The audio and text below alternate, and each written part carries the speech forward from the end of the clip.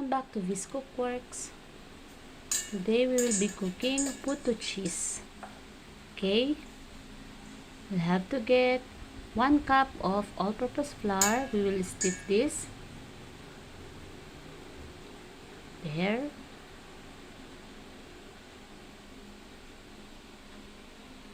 Okay, let's add our granulated white sugar. Also baking powder. There you go. We will stiff this all. Okay.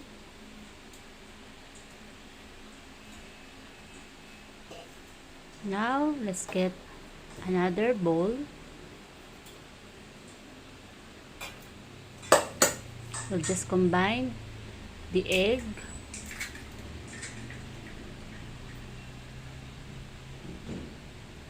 at least 2 eggs, okay? Now let's mix our evaporated milk and also water.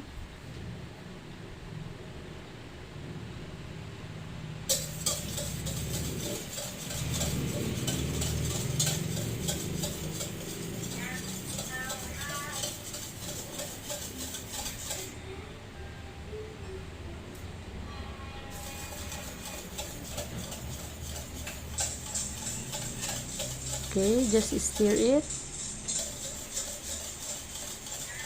Remember guys, do not overmix, okay?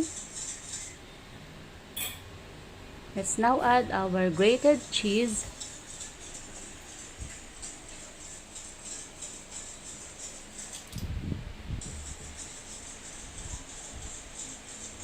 Continue mixing it.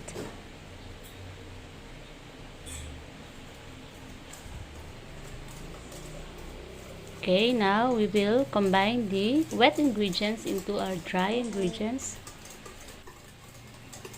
Okay, just mix it together.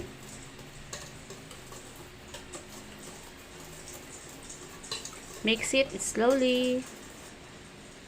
There you go. Now we will prepare the greased molder. Okay. We'll now pour the mixture.